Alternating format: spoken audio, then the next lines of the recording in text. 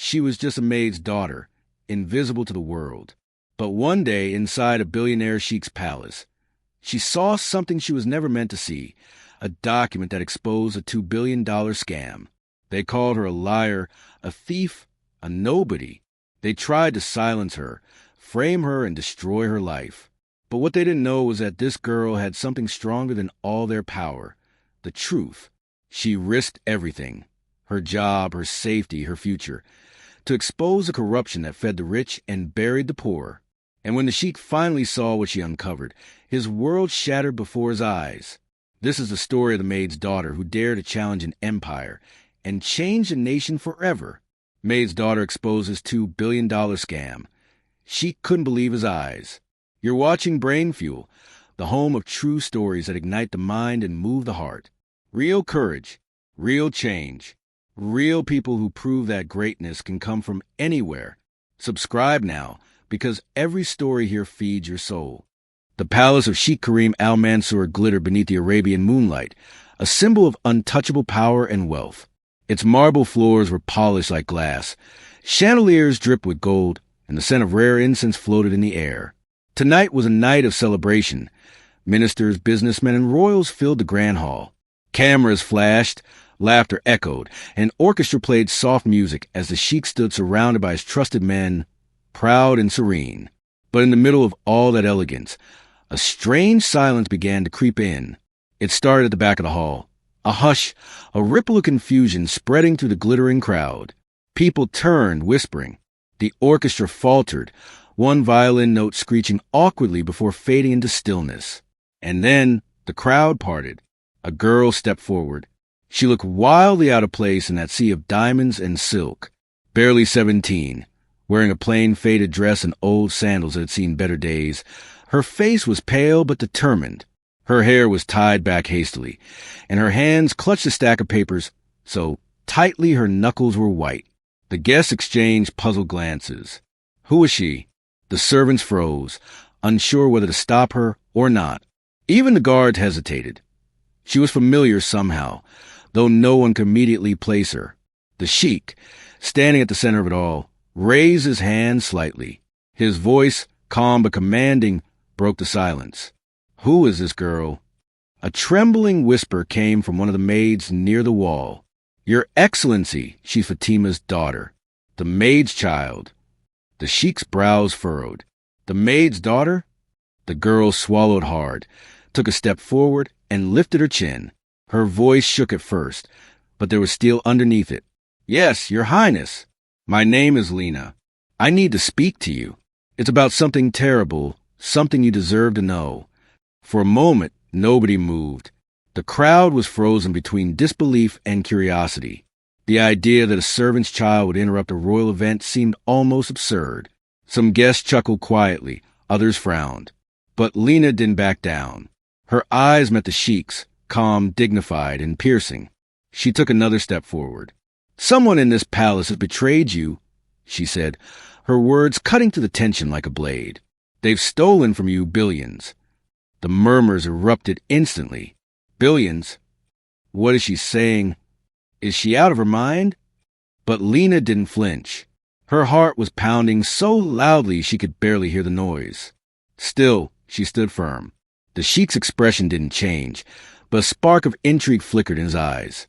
He motioned for silence. Everyone quiet, he said firmly. The room obeyed. Come closer, child, he commanded. Lina stepped forward slowly. Her footsteps echoed to the grand hall, the sound of her worn shoes tapping on marble that had never known dirt or struggle. As she walked, she could feel hundreds of eyes burning into her back. Nobles sneering, guards glaring, and her mother, somewhere among the servants, silently praying her daughter would stop before it was too late. When she finally reached the foot of the Sheikh's throne, she held up the papers. Everything I'm saying is true. I found evidence. Someone is stealing money, using fake companies, fake charities. They've taken billions of your money and hidden it overseas. The Sheikh stared at her for a long moment. His face was unreadable, a blend of calm authority and cold suspicion. Then, in a measured tone, he asked, "And how would Maid's daughter know this?" Lina hesitated. She could feel the weight of his question pressing down on her. She could lie, say she heard rumors. But no, if she came this far, there was no point in fear now. I saw it, Your Highness, she said firmly. I saw the documents in your finance office. I took pictures. I traced the company names myself. The money is being moved to fake accounts, and it's someone close to you who's doing it. A low murmur spread again. The Sheikh's top advisor, standing behind him, shifted uncomfortably. The air thickened with tension. The Sheikh rose slowly from his seat. He was a tall man, his presence commanding without effort. The gold embroidery on his robe shimmered as he descended the steps and walked toward Lina. Every eye followed him. The closer he came, the more everyone expected him to order her removal, or worse. But he stopped just a few feet away and looked her straight in the eye. "Child," he said softly, "you understand what you're accusing? This is not a small matter. To claim theft of billions, this could destroy lives, reputations, entire families." Lina nodded. "I know, Your Highness. But the truth can't stay hidden forever. I'm only here because someone has to say it. A flicker of something, perhaps admiration, perhaps curiosity, crossed the Sheikh's face. He turned slightly to his guards. "Bring her mother," he ordered. Moments later, Fatima was dragged into the hall, tears streaming down her face. She fell to her knees before the Sheikh, her voice trembling. "Please forgive her. She's only a child. She doesn't know what she's saying. Please, Your Excellency, don't punish her." Lina turned to her mother, desperate. "Mama, it's true. I have proof. I swear I do." The Sheikh looked between the two, the terrified maid and her courageous daughter, and then back at the papers in Lina's hands. Slowly, he reached out and took them. He flipped through the pages, scanning the names, the numbers, the transfers. His eyes narrowed. The room was dead silent. Even the air seemed to stop moving. Finally, the Sheikh looked up, his voice, low but resonant, carried through every corner of the hall. "If what you're saying is true," he said, "then you just saved my kingdom. But if you're lying," he let the sentence hang in the air like a sword. Lina's heart pounded. "Then I'll accept whatever punishment you decide, Your Highness," she said quietly. The Sheikh studied her for another long moment, then turned to his men. "Verify everything. Immediately." As the guards rushed to obey, the orchestra stood frozen, the guests whispering in disbelief. The Sheikh walked back to his seat, but his expression had changed. The calm pride he'd worn all night was gone, replaced by something sharper. He glanced one last time at Lina, the maid's daughter who had just shaken the ground beneath his golden palace. That night, as the investigation began and the palace buzzed with chaos, the world outside continued unaware. But inside those marble walls, a storm had begun, one that would soon expose greed, betrayal, and a $2 billion lie. And at the heart of it all stood a girl with nothing except courage. Long before Lina stood in front of the Sheikh and the world stopped to listen, her life had been anything but royal. She had grown up in the narrow servant quarters tucked behind the palace gardens. A row of small, identical rooms with peeling paint, a shared tap that dripped all night, and the constant sound of kitchen noise echoing from the main building. To most people, those quarters were invisible, forgotten corners of the palace where workers lived quietly and disappeared when the guests arrived. But to Lina, that little space was her whole world. Her mother, Fatima, had worked in Sheikh Karim al-Mansour's palace since before Lina was born.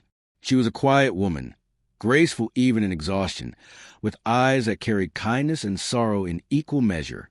Every morning before sunrise, she would tie her headscarf, whisper a prayer, and begin her long day, dusting gold-plated shelves, polishing marble floors, and preparing tea trays that gleamed like mirrors. Fatima never complained.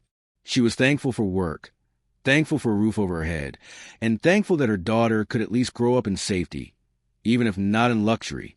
But Lina was different. From a young age, she had questions, too many questions, as her mother often said with a smile. Why do some rooms have more lights than others? Why does the Sheikh need so many guards if he's a good man? Why do people bow to him? Fatima would sigh and brush her daughter's hair. "Because that's the way the world works, my child. People have their places." But Lina wasn't satisfied with that. She would sit by the palace library's window whenever the guards weren't looking, staring at the shelves filled with books she wasn't allowed to touch. When everyone else rested during lunch hours, Lina would sneak in quietly, picking up abandoned newspapers or old magazines on the reading table, teaching herself words she didn't yet understand. She was a curious soul trapped in a world that rewarded obedience, not curiosity. When she turned 10, she started helping her mother with small tasks, folding sheets, cleaning hallways, and carrying trays. Most of the palace staff treated her kindly, though some of the higher servants mocked her curiosity. "You're Maid's child, Lina," one of them sneered once. "No one here cares what you think. Learn to keep quiet if you want to keep your mother's job." But Lina didn't stop thinking. If anything, those words burned inside her, fueling a quiet fire. She watched everything. She watched how the Sheikh's advisors arrived in expensive cars with briefcases full of papers. She watched how the palace accountant spent hours in the office with the door locked. She noticed how the cooks whispered when someone powerful entered the kitchen. To others, these details meant nothing. To Lina, they were pieces of a puzzle she didn't yet understand. Despite the hardship, Lina's bond with her mother was unbreakable. Every night after work, Fatima would sit with her daughter near the tiny window of their room, telling her stories from her village, stories of honesty, courage, and faith. "One day, Lina," she would say, "you'll see a world beyond these walls. But promise me one thing. Whatever you see, whatever you become, don't lose your truth. That's something no one can take away." Lina would nod, her eyes wide and bright. "I promise, Mama." Those moments were their refuge. While the palace sparkled with luxury outside, inside their small room, the air was filled with laughter, dreams, and the sound of a mother's love. As Lina grew older, she became known among the staff for her intelligence. She could read and write better than most of the adults around her. When the palace's IT technician once left his laptop unlocked in the staff room, she couldn't resist sneaking a peek. The screen was full of charts and numbers, salary records, inventory logs, and something called foreign transactions. The numbers fascinated her. She didn't understand them all, but she knew they were important. She began to notice how everything in the palace was connected, from the people who cleaned the floors to the ones who controlled the bank accounts. It was a world built on hierarchy and secrets. Still, Lina's mother tried to shield her from palace politics. "You're too young to worry about these things," Fatima would say, brushing dust from Lina's hair. "Just focus on learning. One day, maybe you'll leave this place and find something better." But fate had different plans. Lina's life changed the day she was allowed to help deliver tea to the Sheikh's administrative wing. It was a privilege. Few servants were trusted near that part of the palace. Fatima warned her, "Don't speak unless spoken to. Keep your eyes down. Just serve and come back." But Lina's eyes were always looking, always searching. She noticed the difference immediately. The walls here were lined with modern paintings. The floors were carpeted in deep red, and the air smelled of expensive cologne. On the far side, she could see the office of Mr. Rafiq, the Sheikh's chief financial advisor, a man known for his charm and his sharp tongue. That day, she saw him leave in a hurry, his office door left slightly open.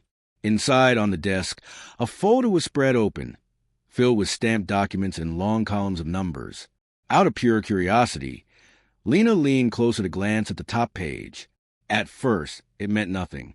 But one name stood out, Golden Crescent Foundation. Her heart skipped a beat. She had heard that name before. It was the same charity her mother and the other servants often helped with, the one that claimed to build schools and feed the poor. But if it was just a small local charity, why were there millions written beside its name? That night, Lina couldn't sleep. She kept thinking about those numbers. Something didn't make sense. "Mama," she whispered, "do you know how much money the Golden Crescent Foundation gets from the Sheikh?" Fatima looked confused. "I don't know, my dear. Maybe some." "Why?" Lina hesitated. "Because I saw a document that said hundreds of millions went to it. But I've never seen the charities spend that much. The children in the villages still don't have schools." Fatima frowned and hushed her quickly.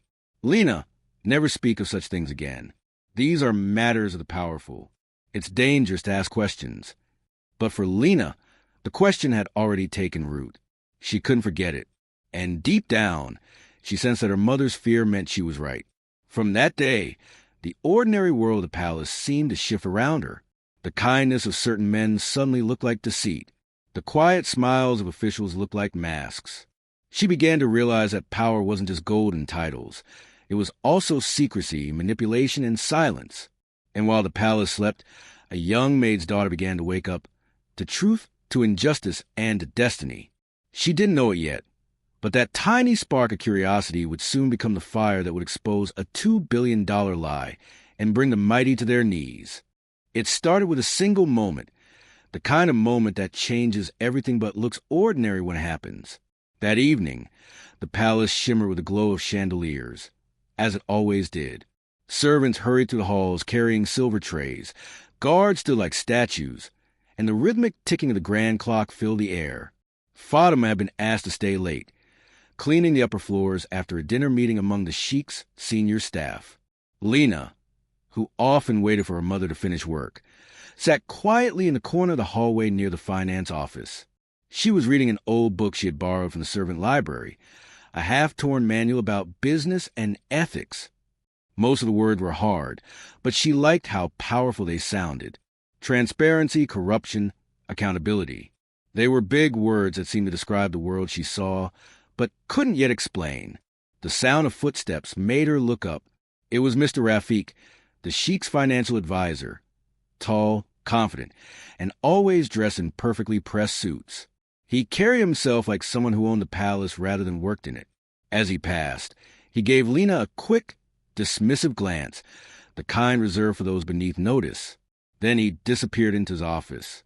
Minutes later, a phone rang inside the room. Lina heard his muffled voice through the half-closed door. Yes, the transfers will be finalized by tomorrow morning," he said impatiently. "Don't worry. Sheikh Karim trusts me completely. He signs whatever I put before him.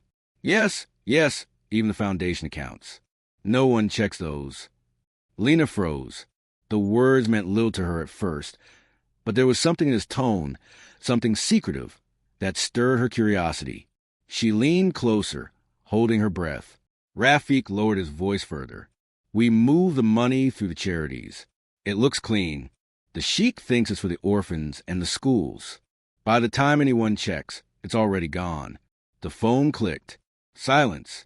Lina's heart thudded in her chest. Move the money? Gone? She wasn't sure what it meant, but it sounded wrong, deeply wrong. Moments later, the door creaked open. Lina jumped back, pretending to fix her shoe. Rafiq stepped out, locking the door behind him, unaware that a 17-year-old had just overheard the beginning of his downfall. When he turned the corner, Lina's eyes darted toward the door. The lock was old and easy to open with a pin. She had learned that helping her mother clean the offices. She hesitated, fear battling curiosity, but then her mother's words echoed in her mind. Never stop asking questions. She took a breath and slipped inside. The office smelled of expensive tobacco and leather. A gold pen rested neatly on the desk, beside piles of papers and an open laptop. But what caught her eye was a folder, the same one she had glimpsed once before, marked with bold letters. Golden Crescent Foundation. Lina picked it up, flipping through the documents. Her eyes widened as she saw the numbers. Huge amounts, millions upon millions, transferred every few weeks. Some pages were stamped confidential. Others listed fake-looking company names. Moonlight Holdings, Desert Falcon Imports, Crescent Trust International. Something felt wrong. These weren't normal charities.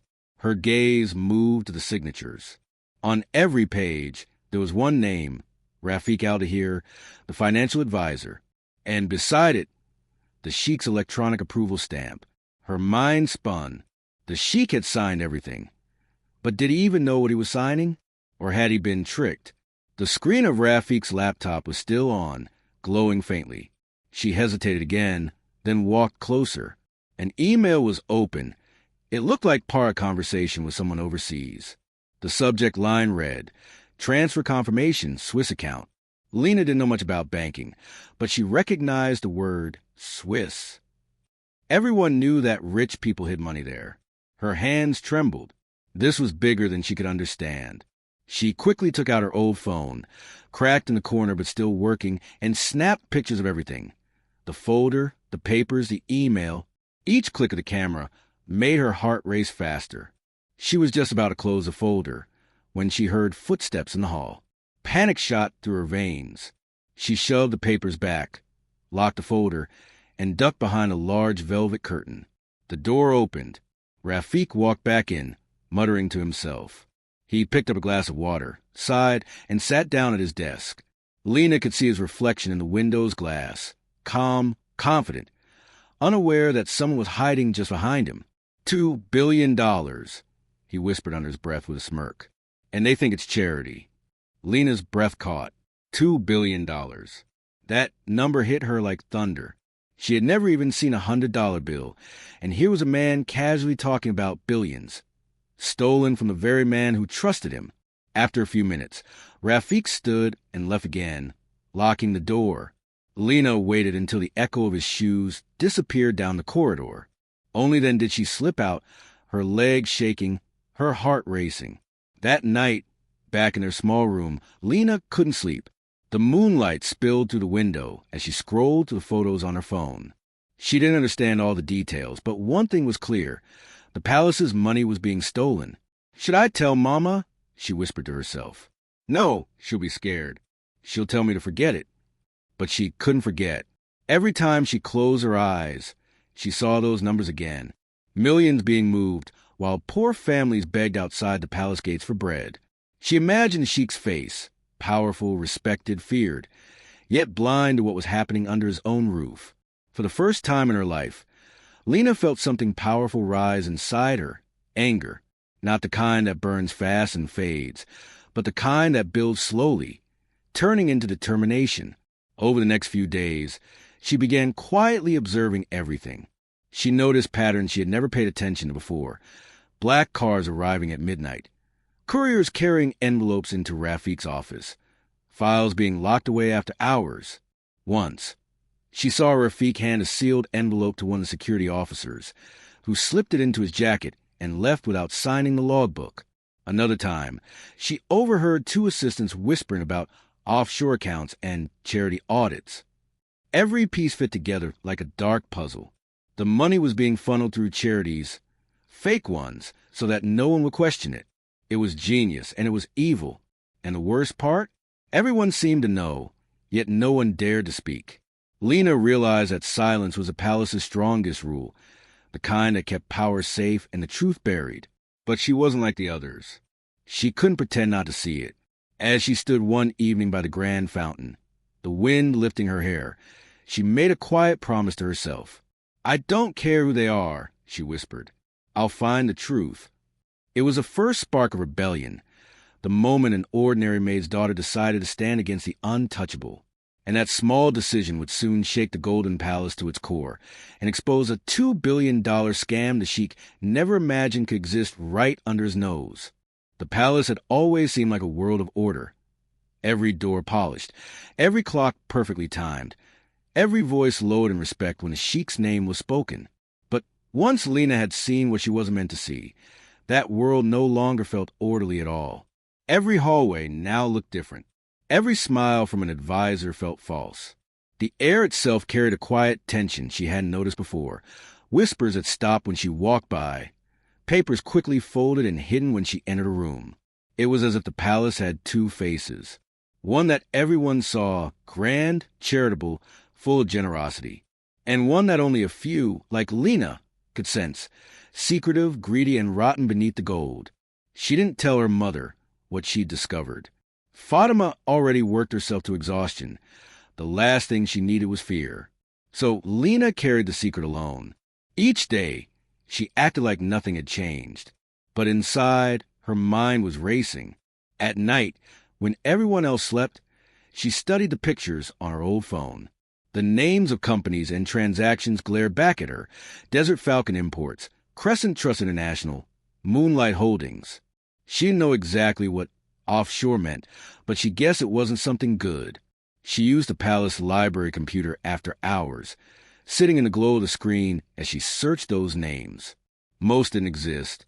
No offices, no staff, just post office addresses in faraway countries. She leaned closer, reading lines from one article she found online. Shell companies are often used to move illegal funds or hide ownership. Her eyes widened. That was it. That's what Rafiq was doing.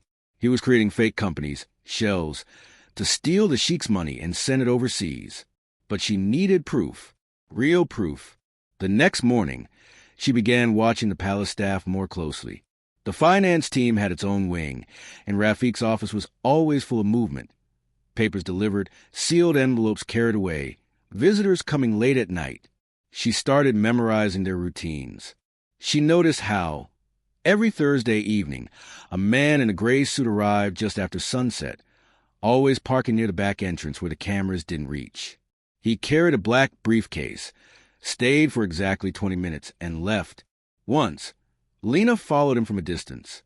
He walked briskly to the security gate, nodded to the guards, and slipped into a waiting car with tinted windows. The license plate was diplomatic, meaning no one could question him.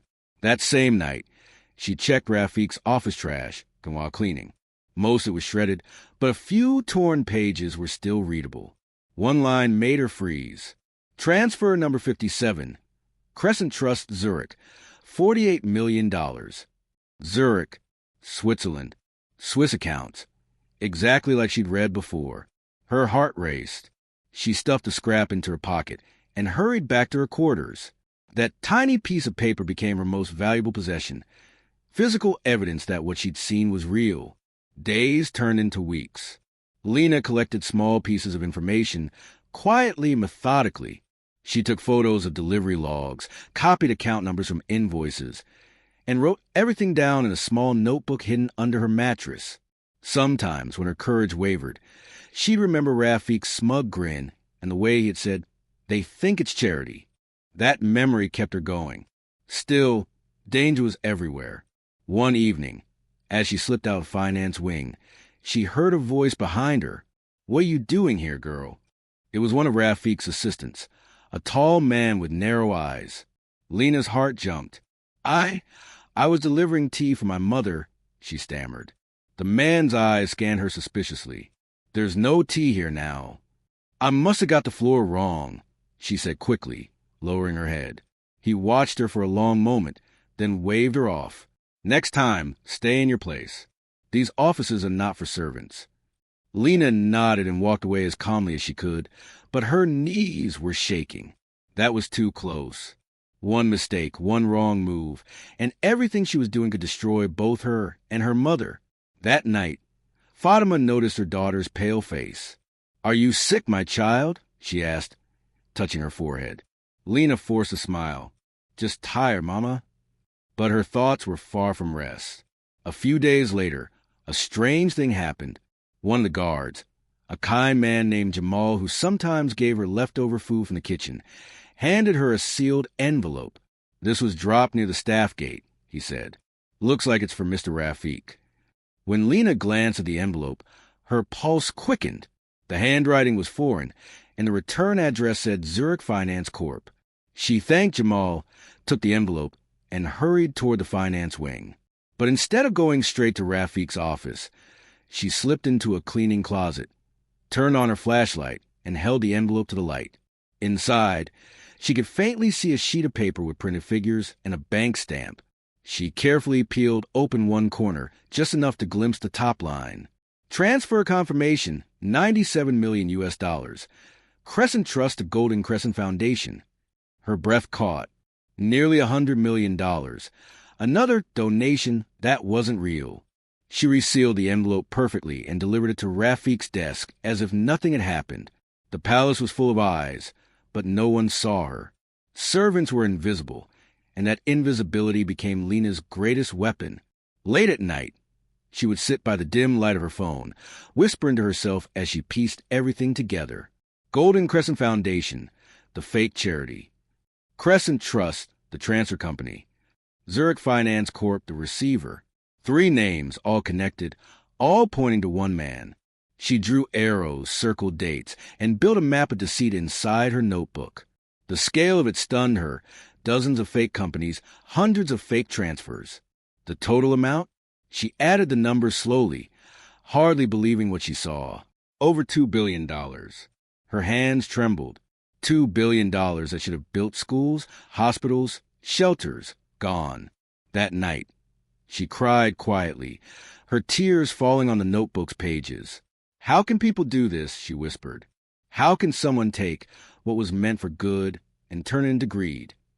But even as she cried, she knew the answer, because no one had ever dared to stop them. And maybe, just maybe, she was the one who would.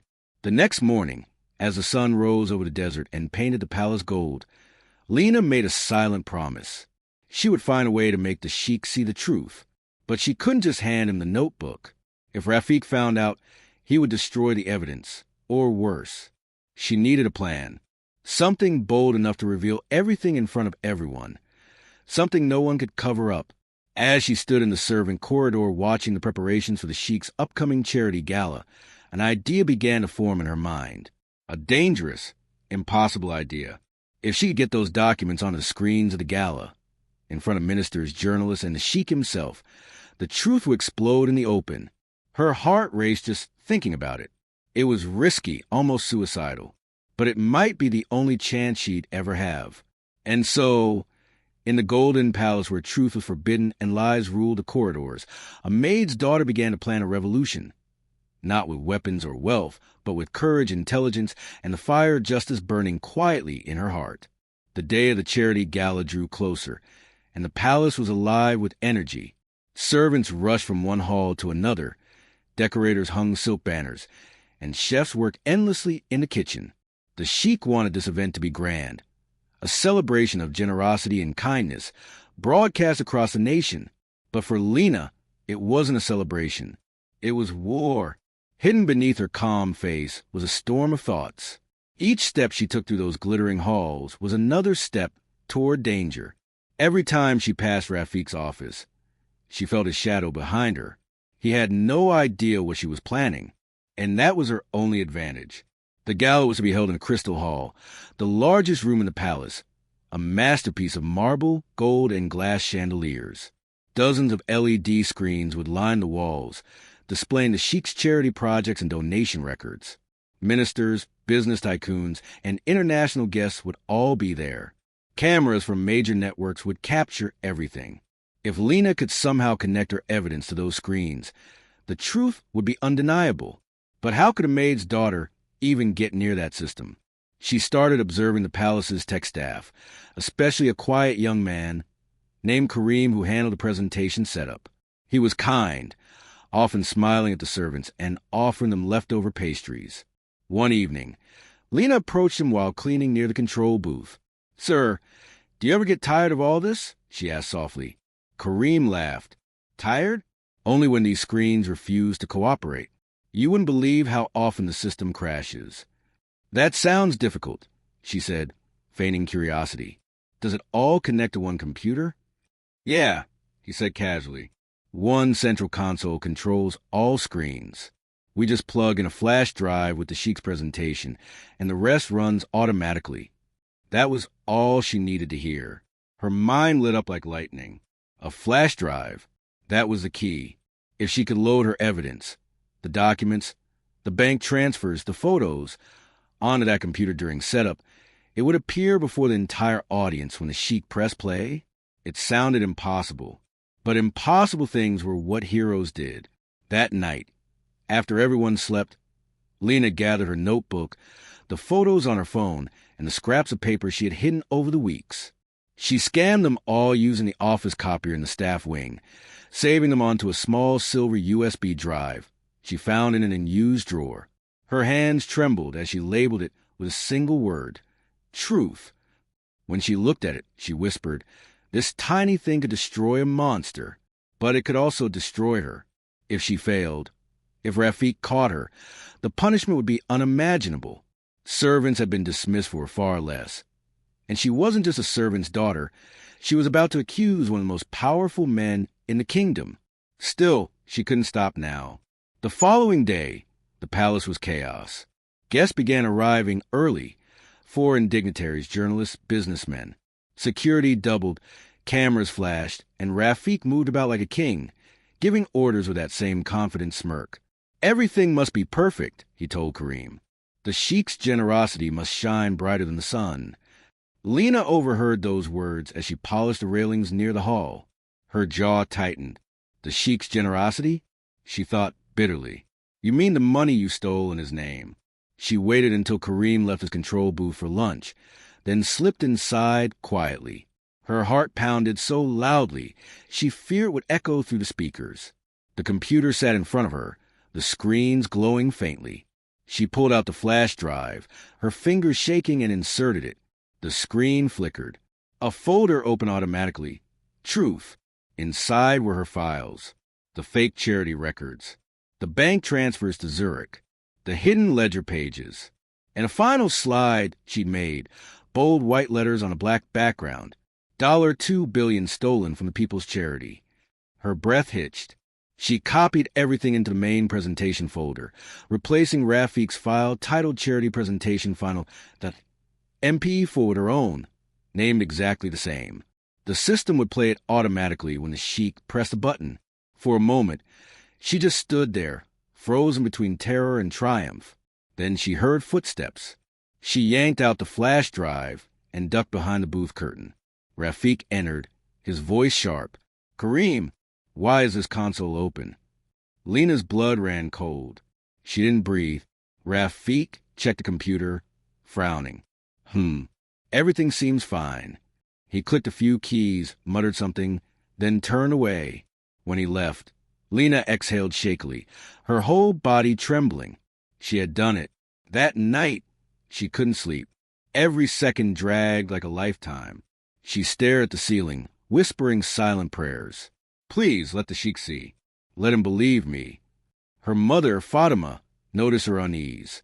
You've been so distracted lately, she said softly. What's troubling you, my child? Lina smiled faintly. Mama, do you believe that truth always wins? Fatima looked at her, puzzled. It takes time, but yes, truth never stays buried. Those words gave Lina strength. Finally, the night of the gala arrived. The palace gleamed brighter than ever before.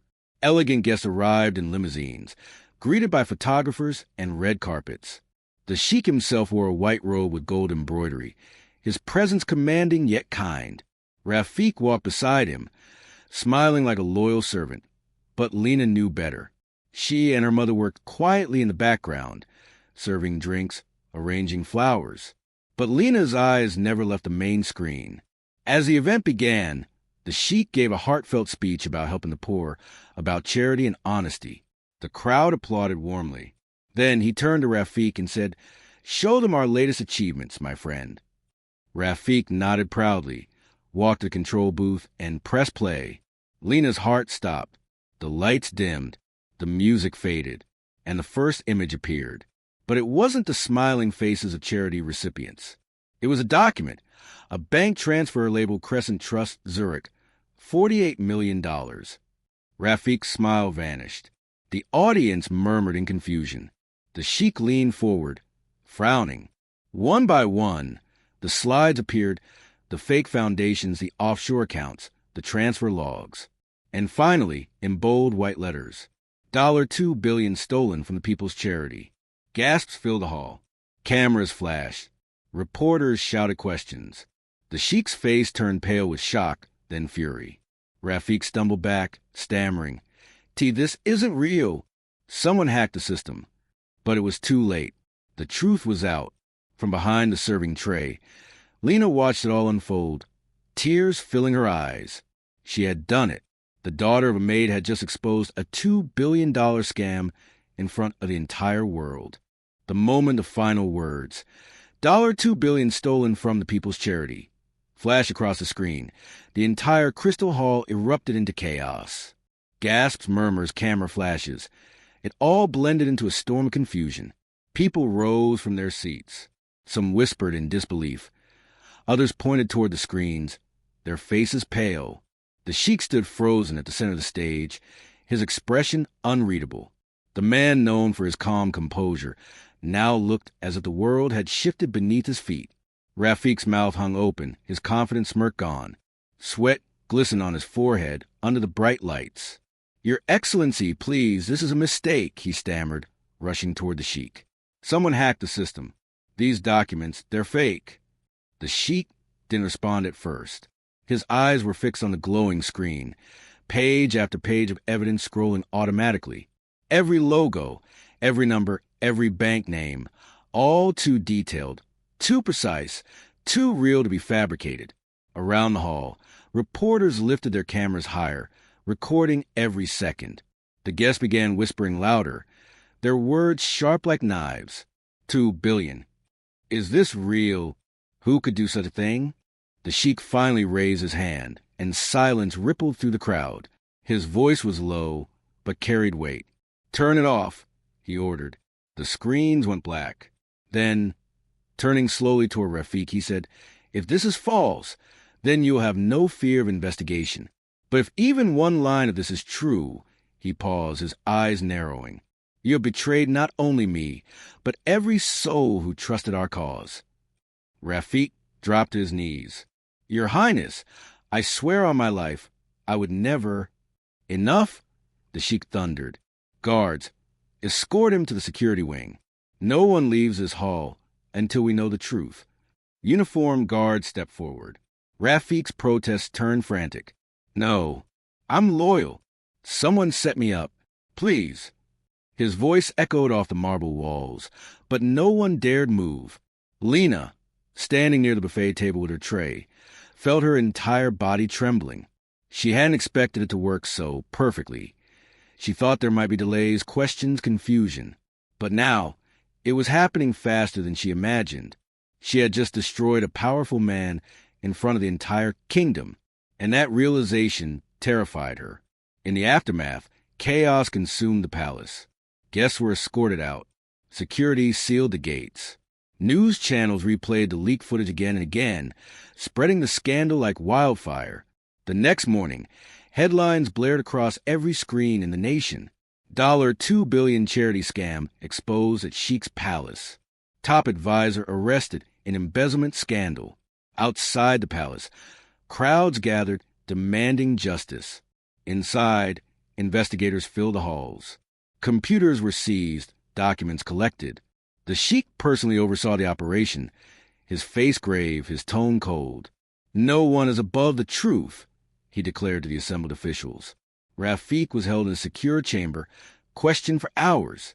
He denied everything, insisting he was framed, that the evidence had been planted, but the documents recovered from his office matched what had appeared on screen. His secret was unraveling thread by thread. Meanwhile, Lina tried to keep invisible. She cleaned quietly, avoided eye contact, and answered questions with one-word replies. But inside, she was anything but calm. Every time an investigator walked past, her heart skipped. Every time she heard her name whisper among the staff, she froze. One afternoon, as she swept the corridor near the security office, she heard 2 guards talking. "They say someone from inside helped leak the files," one said. "Has to be," replied the other. "How else would it get on the presentation system? Only staff have access." Lina's grip tightened on her broom. She wanted to run, but she couldn't. Running would only confirm suspicion. She forced herself to breathe. "Act normal," she whispered. "Just act normal." But it wasn't easy. Sleep evaded her. Food lost its taste. Even her mother, Fatima, noticed. "Lina," she said one evening, as they folded linens together, "you've been so quiet lately. Is something wrong?" Lina hesitated. "Mama, if someone did something dangerous, but it was for the right reason, would that be wrong?" Fatima looked at her, confused. "The world is not always kind to those who do right," she said softly. "But truth has its own timing. It reveals who we really are." Those words stayed with her. The following day, the palace buzzed with new rumors. The Sheikh had ordered a digital forensics team to trace how the presentation was changed. Every device, every USB port, every login, all being analyzed. Lina's stomach dropped when she overheard Kareem, the tech worker, talking to another officer. Someone used a control booth computer right before the gala, he said. The access logs show a manual file replacement at 6:14 p.m. But I wasn't there. I went for lunch. Her pulse quickened. 6:14 p.m. That was her. She knew she had minutes before the investigation would lead directly to her. That night, she packed her things, her mother's small locket, her notebook, and her clothes. She considered slipping away quietly through the service gate. But then she remembered the Sheikh's face when he saw the truth on screen. The shock, the betrayal, the pain. If she ran now, she looked guilty, and worse, Rafiq might twist the story to his advantage. So instead, she made a decision. She would face it. The next morning, guards came to the servant quarters. "Lina, the Sheikh wishes to see you," one said. Her mother's face turned pale. "Why? What has she done?" "Please, ma'am, come quietly," the guard replied. As they walked through the long palace corridors, Lina's heart pounded louder with each step. Every marble tile seemed heavier beneath her feet. When the grand doors opened, she found the Sheikh sitting behind his desk, papers spread before him. His eyes were stern but not cruel. "Lina," he said, "you have been here since you were a child, haven't you?" "Yes, Your Excellency," she replied quietly. He nodded slowly. "The investigation shows that someone accessed the gala system before the event. The evidence you saw could not have come from outside. It came from within. Tell me, child, do you know anything about this?" The silence stretched. Lina looked down, her hands trembling. She could lie. She could say she knew nothing. But then she remembered her mother's words. Truth reveals who we really are. She took a deep breath. "Your Excellency," yes, I was the one who changed the file.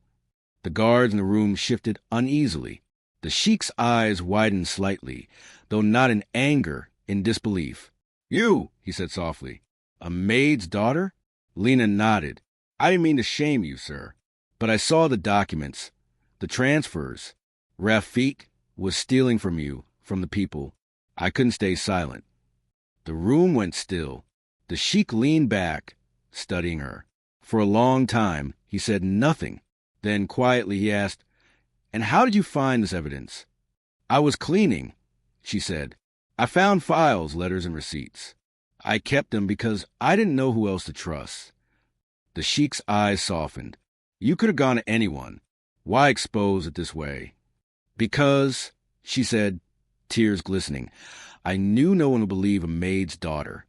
That silence that followed was heavy, not with anger, but with respect. The Sheikh finally spoke. "You risked your life for truth. What you did was dangerous, but without you, we would still be blind." He turned to his advisors. For the next several days, the palace became a fortress of secrets. Guards patrolled every corridor. Investigators swarmed to offices, and every whisper felt like it carried the weight of a storm. But in the center of that storm stood Lina, the maid's daughter who had dared to tell the truth. Her confession had spread among the palace staff like wildfire. Some saw her as brave. Others whispered that she was foolish, that no servant should meddle in the affairs of the powerful. But Lina didn't care what they said. She had done what her heart told her was right. Still, she knew the danger wasn't over. Rafiq wasn't just a thief. He was a master manipulator. And if he had allies, they wouldn't stay quiet for long. Inside the Sheikh's private chamber, a new investigation team was assembled. Men and women trusted only by him. Every file Rafiq had ever touched was being examined. The Sheikh himself spent hours studying ledgers, flipping through pages filled with coded transactions and foreign names. At times, he would pause, rub his forehead, and whisper, "How could I have been so blind?" He wasn't angry at Lina anymore. In fact, he couldn't stop thinking about her courage. A girl who had nothing, no power, no influence, had done what no minister or advisor had dared to do. She had risked her life for truth. That thought shook him. It made him realize something painful, that honesty had vanished among the people closest to him. One evening, the Sheikh called for Lina again. She entered the grand office with her head lowered, unsure of what awaited her. "Sit, Lina," he said, gesturing gently. She obeyed, hands trembling. "I've read your notebook," the Sheikh began. "Every number, every account. Every detail you risked your life to gather. What you did, it took courage few men in my court possess. Lina looked up, surprised. I only wanted you to know the truth, sir. And you have done that, he said, his voice softening. But I must ask, why did you not come to me directly? Because I was afraid, she whispered. No one listens to people like us. We clean floors, we serve tea. We are invisible. I thought if I told anyone, they would hide it or punish me. The Sheikh nodded slowly, the weight of her words sinking in. You're right, he admitted. Too many people in this palace have learned to fear the truth. Then, after a moment, he said something that caught her off guard. I want you to help my investigators. Lina's eyes widened. Me? Help them? Yes, the Sheikh said firmly. You saw what others ignored. You understand how they hid their crimes. Your mind is sharp. Your eyes see what others overlook. I need that. Lina's voice trembled. But I'm just a maid's daughter, Your Excellency. I don't belong in rooms like that. The Sheikh smiled faintly. Truth doesn't ask where you come from, child. It only asks what you're willing to risk for it. Those words would stay with her forever. The next day, Lina was escorted to the palace archives, a massive hall filled with shelves of financial documents, dusty files, and storage boxes that stretched to the ceiling. There, she worked with two investigators, cross-checking signatures and matching account names she recognized from Rafiq's records. She wasn't treated like a servant anymore. For the first time, people listened when she spoke. There's a pattern here, she said one afternoon, pointing at a set of numbers. Every transaction the Crescent Trust has the same initials next to it, H.A. One investigator leaned forward. H.A., that's not Rafiq. That's Haroun Al-Fadil. Lina frowned. Who is that? The man hesitated. The Sheikh's cousin. A chill ran down her spine. Could it be possible that someone even closer to the Sheikh had been part of it? The team continued digging, and the deeper they went, the darker it got. They uncovered more accounts, more shell companies, all connected not only to Rafiq, but to Haroun. He had used his position to approve charity projects, funneling millions through Rafiq's companies and taking a share abroad. When the Sheikh learned of this, his face turned pale. He said nothing for a long time. Then quietly he whispered, blood can deceive, too. Days later, the Sheikh arranged a private confrontation. Rafiq and Haroun were brought before him, surrounded by guards. Lina stood quietly in the corner, watching the two men who had built their wealth on lies. Haroun, the Sheikh said, his voice trembling with restrained fury. You are my cousin, my blood. Why? Haroun didn't look ashamed. You live in luxury, cousin. You have endless wealth, endless power. I took what was already mine by right. By right? The Sheikh repeated, his tone sharp as a blade. The money you stole was meant for the poor, for children, for families with nothing. Haroun smirked. You think they care who helps them, as long as they get help? The Sheikh rose from his chair, his anger finally breaking through. Guards, take them both away. Let the court see this evidence. Let justice be done. As the guards led the men out, Rafiq turned his eyes toward Lina. You think you won, little girl, he hissed. But power doesn't fall that easily. Lina didn't flinch. She met his glare with quiet defiance. Maybe not, she said softly, but it's falling now. That evening, the Sheikh addressed the nation on live television. He stood in front of the palace gates, the same gates that once had corruption, and spoke directly to his people. My advisors have betrayed my trust, he said solemnly. But one girl, a servant's daughter, showed me the truth I refused to see. Her courage saved us from disgrace. Let her be an example to all. Honesty does not belong to rank, nor truth to privilege. Those words spread like fire. People across the country cheered the unknown girl who had humbled the powerful. Hashtags flooded social media. News anchors called her the maid's daughter who spoke truth to power. But inside the palace, Lina felt none of that glory. She still walked the same corridors, still wore the same uniform. Only now, people stepped aside when she passed, not out of disdain, but out of quiet respect. Her mother watched her with pride shining in her eyes. "You've changed everything, my child," Fatima said one night. "You showed the world that truth can rise even from the lowest hands." Lina smiled faintly. "I didn't change everything, Mama. I just started it." A few days later, the Sheikh called her again, this time to his private garden. He stood by the fountain, gazing at the water, and said, "I've decided something, Lina. I cannot undo what was stolen, but I can rebuild what was broken. I want you to work with my new foundation as an advisor for ethics and accountability." Lena's eyes filled with disbelief. "Me? But I'm not educated like your officials." He smiled. "You have something more valuable than any degree: integrity." For the first time, Lina felt the weight of her journey lift from her shoulders. She had gone from invisible to indispensable, not by power or wealth, but by courage. And as she looked across the golden horizon, she knew the story wasn't about revenge or punishment anymore. It was about redemption, for the Sheikh, for the people, and for every silent soul who believed that truth was too small to matter. The morning sun painted the palace in gold as Lina stepped to the grand gates. Not as a servant this time, but as a new member of the Sheikh's foundation. Her old uniform was gone. Instead, she wore a modest white blouse and a long navy skirt with a small badge pinned to her chest. Integrity Division, Office of Ethical Oversight. She touched it gently, as if to remind herself it was real. For a moment, she stood still, staring at the building that had once been a place of silence and fear for her. Now it was a place of change.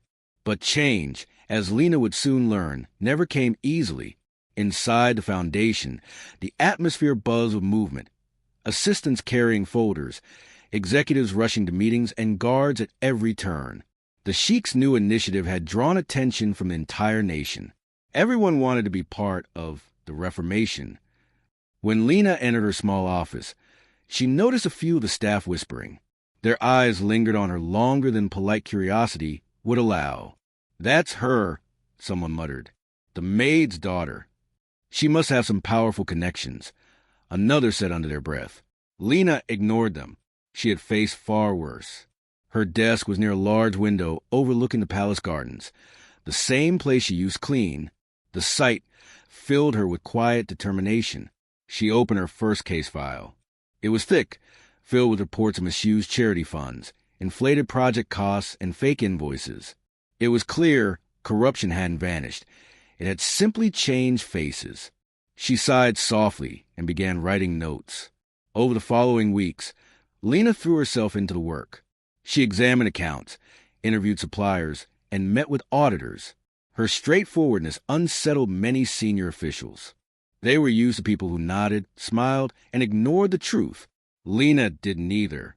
One afternoon, during a meeting with a high-ranking project manager, she noticed inconsistencies in his reports. "These figures don't add up," she said calmly, sliding the document across the table. The man frowned. "Miss Lina, perhaps you misunderstand. These are discretionary expenses." "Discretionary doesn't mean unaccounted," she replied firmly. His tone hardened. "You're new here. You don't understand how these projects operate. Sometimes we have to bend the rules for progress." Lina looked him straight in the eye. "Then maybe the rules need to be rewritten." The room fell silent. The man clenched his jaw and left without another word. That evening, she received an anonymous note under her office door. "You're making enemies. Be careful what you dig for." She stared at it for a long moment, not with fear but with understanding. This was the cost of honesty. Days turned into weeks. Lina's work began to show results. Several mismanaged projects were suspended, and corrupt officials were quietly removed. Word of her efficiency spread fast, and so did resentment. Yet the Sheikh stood firmly by her side. One day, during a review meeting, he addressed the entire committee. "This foundation will not repeat the mistakes of the past. If any of you fear transparency, then you fear progress." Lina sat quietly in the corner, feeling a strange mix of pride and pressure. She knew that the Sheikh's trust in her was both an honor and a target. After the meeting, he called her aside. "Lina, you've done more in a month than some have done in years," he said. "But be careful. When you shine light on darkness, it doesn't disappear, it fights back." "I understand," she said softly. But truth deserves someone to fight for it. He smiled. And you were born to be that someone. A few days later, Lina was assigned to inspect a major construction project funded by the Foundation, a new hospital for orphaned children in the desert province. It was supposed to be nearly complete, yet reports showed delays and massive costs. When Lina arrived, her heart sank. The site was almost empty. Only a few workers were present, and the half-built structure stood like a skeleton of broken promises. She asked to see the financial logs. The site manager hesitated. "Those files are confidential," he said. Lina's voice was calm but unyielding. "Not anymore." After several hours of insisting, she got access, and what she found confirmed her suspicions. The project funds had been funneled into fake supply companies, the same pattern she'd seen before. That night, as she sat in her small guest house reviewing the papers, she heard a knock at the door. An older worker, his face lined with exhaustion, stepped inside quietly. "Miss Lina," he said, his voice trembling. "Be careful. The people behind this project are powerful. They don't want the truth coming out." "Do you know who they are?" she asked. He nodded slowly. "The same men who worked under Haroon Al-Fadil. They say the old network is still alive." Lina's stomach turned. She thought they had ended that chapter. But corruption had deep roots. When she returned to the capital, she presented her findings directly to the Sheikh. He listened in silence, his face grave. "So the rot still lingers," he murmured. "Yes," Lina said, "but we can still cut it out before it grows again." He nodded. "Then we will. I'll authorize an independent inquiry. And Lina, I want you to lead it." She hesitated. "Lead it? You've earned that trust," he said firmly. "This time, we won't hide anything. Let the world see what we uncover." Lina felt a lump rise in her throat. It wasn't pride. It was the weight of responsibility. For the first time, she wasn't just exposing lies. She was shaping a new system, one built on integrity. The announcement made headlines across the nation. Former Maid's daughter to lead national anti-corruption inquiry. Some cheered her appointment. Others called it madness. Political commentators debated her every move. But Lina remained focused. She worked day and night, forming a team of auditors, analysts, and investigators who believed in her vision. A nation where accountability wasn't a slogan, but a reality. In moments of exhaustion, she would look at her mother's old scarf, the one she always carried, and whisper, "We're still cleaning floors, Mama. Just bigger ones now." As weeks passed, something beautiful began to happen. Ordinary citizens started sending tips to the Foundation, letters, phone calls, and anonymous reports about local corruption. People began believing that truth actually had a place in power again. Lina read every single one, her eyes often filled with tears. She realized then that her story wasn't just her own. It had become a spark, a movement. One evening, as she walked to the palace courtyard under the silver glow of the moon, the Sheikh joined her. "You've changed this country, Lina," he said quietly. "Not through power, but through example." She smiled. "Change is never one person's doing, sir. It's a chain reaction. I only started it." He nodded, then let the chain never break. They stood in silence, the fountain's gentle rhythm echoing through the night. For Lina, it wasn't about titles or recognition anymore. It was about the promise she had made to herself. That truth would never again be silenced by fear.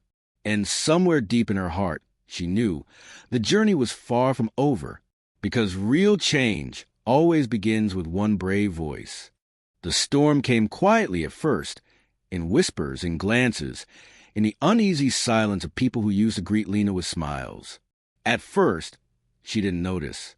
She was too busy running investigations, reviewing financial reports, and giving late-night interviews about transparency and reform. Her face had become known across the country, the maid's daughter who defied the powerful. But fame, as she soon learned, could be as dangerous as corruption itself. One morning, as Lina entered her office, she noticed something strange. Her team, usually cheerful and energetic, looked tense. Her assistant, Omar, approached her quietly. "Ma'am," he said, "there's been talk." Some people say you've gone too far. Too far. Lina asked, puzzled. He hesitated. You're exposing names, people with influence connections. The ministers aren't happy. They're saying you're overstepping.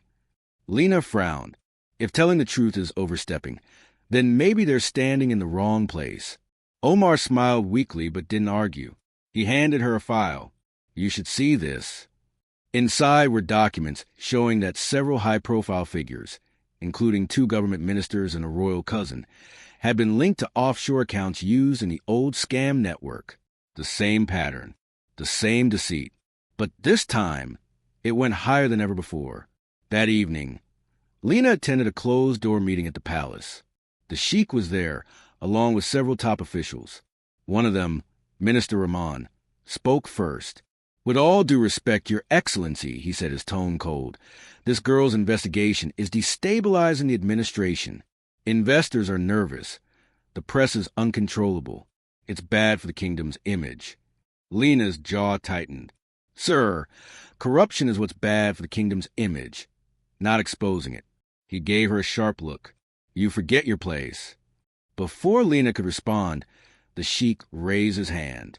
Enough. His voice was calm but firm. Lina speaks the truth. This foundation was built to serve the people, not protect the corrupt. The room fell silent. Minister Rahman leaned back, his eyes narrow. Then you leave us no choice, he muttered. But don't say we didn't warn you. As the officials left one by one, Lina felt the weight of their stares. It wasn't just disapproval anymore. It was threat. Days later, the attacks began not with bullets, but with words. News outlets suddenly began questioning Lina's credibility. Anonymous reports claimed she was manipulating data for personal fame. Social media exploded with hashtags accusing her of arrogance, corruption, even betrayal. Some called her a pawn of the West. Others said she was trying to overthrow tradition. It was a digital storm designed to break her spirit. When she returned home one night, exhausted and shaken, she found her mother waiting for her. Lina, Fatima said softly, you look so tired. Maybe it's time to step back, even for a little while. Lina shook her head. Mama, if I stop now, everything we built will crumble. They'll bury the truth again. Her mother sighed. I just don't want to lose you to their hatred. Lina took her hand. You won't. I'm stronger because of you. But deep down, she knew strength came at a cost, and the cost was rising. A few nights later, as Lina worked late in her office, Omar rushed in, pale and trembling. Ma'am, he said, you need to see this. He turned on the news. The anchor's voice was sharp. Breaking news. An internal audit has revealed that millions of dollars are unaccounted for in Lina Fatima's foundation reforms. Investigators are questioning whether she misused public funds. Lina's blood ran cold. That's impossible, she whispered. Omar handed her a document. They forged your signature on fake transfers. Someone inside set you up. Lina's head spun. Everything she had fought for, her reputation, her mission, her promise to Sheikh, was now being turned against her. The next morning, her office was surrounded by journalists. Flashes blinded her as questions flew like arrows. Miss Lina, did you embezzle charity funds? Are you resigning? Was this entire reform political game? She said nothing. Only her eyes spoke, calm, defiant, unbroken. Inside the building, security officers informed her that her access had been temporarily suspended pending investigation. Her team was reassigned. Files were confiscated. It felt like betrayal from every direction. But even then, Lina refused a break. She knew the truth, and the truth, no matter how deeply buried, had a way of resurfacing. That night, she met secretly with Omar and 2 loyal team members in a small cafe at the city's edge. The lights were dim, and the air smelled of rain. They want to destroy the evidence, Omar said. All the data you gathered about the ministers, gone from the system. I checked this morning. Someone wiped the servers. Not all of it, Lina said quietly. I made copies on a secure drive. She reached into her bag and placed a small flash drive on the table. Everything they're trying to erase, it's all here. Omar stared at her. Then you still have the proof. Yes, she said, her eyes steady. But if I release it the wrong way, they'll twist it again. I need the Sheikh to see it first, privately. But how? Omar asked. They've isolated you. You can't even reach him. Lina looked out the window, where thunder rumbled across the horizon. Then I'll find another way. The next day, Lina slipped into the palace using an old servant's entrance, the same door she and her mother had used years ago. The guards didn't recognize her. She wore a plain scarf and moved with the quiet grace of someone who belonged in the shadows. She reached the Sheikh's private study just as dawn broke. He looked up, startled. Lina, what are you doing here? She placed a flash drive on his desk. They're framing me, sir. The same men you warned me about. But the truth is still here. Everything you need to see is in this drive. The Sheikh's eyes darkened as he listened. When she finished, she said quietly, Do you realize what will happen if I open this? It could bring down half my council. Lina met his gaze. Then maybe it's time they fell. For a long moment, he said nothing. Then, with a heavy breath, he inserted the drive into his laptop. Hours later, the palace erupted. Arrest warrants were issued for several high-ranking officials, including Minister Rahman and 2 royal advisors. The evidence was undeniable. Forged transactions, stolen funds, blackmail chains. And at the center of it all, the plot to frame Lina. The Sheikh called a press conference the next day. Cameras flashed as he stepped up to the podium. Lies cannot hide behind power forever, he said. And truth does not bow to corruption. Today, justice has prevailed, thanks to one brave soul who refused to be silenced. He turned toward Lina, standing beside him, her eyes filled with quiet emotion. The hall erupted in applause. But amid the noise, Lina felt something deeper than victory. She felt peace. She had walked to the fire and come out not unscarred but unbroken. That night, back in her small home, she stood by the window, looking out at the city lights. Her mother joined her silently. You did it, Fatima whispered. Lina smiled faintly. No, Mama, we did. The 2 women stood there, side by side, a maid and her daughter, gazing at a world that had once looked untouchable, now just a little more human. And somewhere in the distance, the faint sound of call to prayer echoed, soft, steady, pure. The sound of truth. Weeks turned into months, and the storm that had once threatened to destroy Lina slowly began to clear. The headlines that once called her a liar now hailed her as a national hero. The same people who had doubted her now spoke her name with pride. But to Lina, it was never about fame. It was about justice, about her mother, and about all those who had lived in silence for far too long. She often said quietly, Truth doesn't need to shout. It just needs to survive. And survive it did. The Sheikh kept his promise. Under his command, the kingdom underwent one of the largest reforms in its history. The foundation was rebuilt, not just with new policies, but with a new spirit. Every donation, every project, every transaction was made public. For the first time, citizens could see exactly where their money was going. New schools were built, hospitals reopened, villages that had been forgotten were finally reached by clean water and medical care. The nation began to heal piece by piece. And at the heart of it all stood Lina, not as a symbol of rebellion, but as a reminder of integrity. Her small office, once filled with tension and secrecy, became a place of hope. People from across the country wrote to her, letters filled with gratitude and courage. A teacher from a remote desert town wrote, Because of your story, I spoke up about corruption in our local council. They tried to silence me, but I remembered your words. That silence feeds the powerful. Thank you for giving us courage. A single mother from the mountains wrote, You made me believe my daughter's voice matters. I tell her about you every night. Each letter reminded Lina of her own mother and how one woman's quiet strength had raised her to fight the darkness. Despite the recognition, Lina never moved into luxury. She still lived in her modest home with her mother. The walls were plain, the furniture simple, but the peace there was priceless. Sometimes she would walk to the old servant quarters, now empty, remembering the sound of clinking trays and whispered prayers.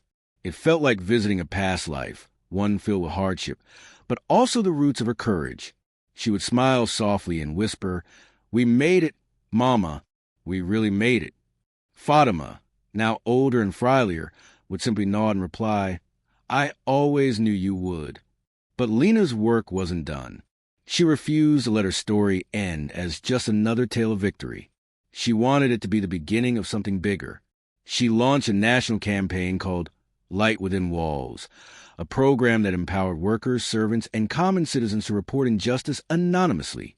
It spread like wildfire. For the first time in the kingdom's history, ordinary people felt they had a voice. Farmers spoke up about land theft. Nurses exposed medical fraud. Students questioned unfair practices at universities. And one by one, small lights began to glow in the darkest corners of society. Lina didn't stop there. She established a scholarship fund, named after her mother, the Fatima Initiative, to educate children from low-income families. When asked why she chose that name, she said simply, "Because truth begins at home. My mother taught me to clean not just floors, but conscience." Her words moved the entire audience to silence. The Sheikh, now an aging man, often sought Lina's counsel. He trusted her wisdom more than his ministers. During one of their last meetings, he said softly, "You've done more for this kingdom than I ever imagined.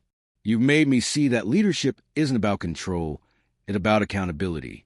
Lina smiled, and accountability isn't punishment, it's protection. For everyone. The Sheikh nodded thoughtfully. "When I'm gone, promise me something, Lina. Keep the flame alive. Don't let truth become a ceremony. Let it stay human." "I promise," she said, and she meant it. But even as peace returned, Lina knew the battle for honesty was never truly over. Corruption was like a shadow. It disappeared under light, but always waited for darkness. Still, she had faith, because now the light wasn't just hers. It belonged to everyone. One evening, as the golden sun set over the city, Lina was invited to a grand event at the National Auditorium, the inauguration of the Integrity Hall, built in her honor. The hall was filled with citizens, students, and dignitaries. Photos of her journey lined the walls, from a young maid's daughter polishing floors to the fearless investigator who changed a nation. When she stepped onto the stage, the entire hall rose to its feet. Applause thundered like a storm. Lina stood before the microphone, composed but deeply moved. She began softly. "When I was a little girl, I used to watch the palace lights from behind the servant quarters. I used to wonder what kind of people lived inside those walls. People who could command the world with a word." She paused, looking at the crowd. "Now I know. Those walls weren't built to keep people out. They were built by fear. Fear that truth might one day step through the door." A hush filled the hall. "And when it finally did," she continued, "it didn't come dressed in gold. It came wearing an old uniform, carrying a tray, and asking simple questions. That was me. That could be you. The light isn't something we wait for. It's something we become." The audience erupted in applause, many with tears in their eyes. For the first time, Lina felt truly free. Not because she had won, but because she had inspired others to fight. After the ceremony, as she stood outside beneath the night sky, a little girl approached her shyly. "Miss Lina," she said, holding a notebook, "I want to be like you when I grow up." Lina knelt down and smiled. "Then start by asking questions, even when people tell you not to." The girl grinned. "I already do." Lina laughed softly and hugged her. "Then you've already begun." As the child walked away, her mother whispered a quiet "thank you." Lina watched them disappear into the crowd, a reflection of her own journey years ago. That night, Lina returned home and sat by her window, the same window where she once dreamed of a bigger world. The moonlight glowed softly on her mother's face as she slept peacefully beside her. Lina whispered into the quiet, "Mama, we didn't just clean the palace. We cleaned its soul." And in that moment, the wind carried her words through the city, across rooftops, mosques, and markets, like a prayer of hope, because one maid's daughter had proved that truth could rise from the smallest room and shake the tallest throne.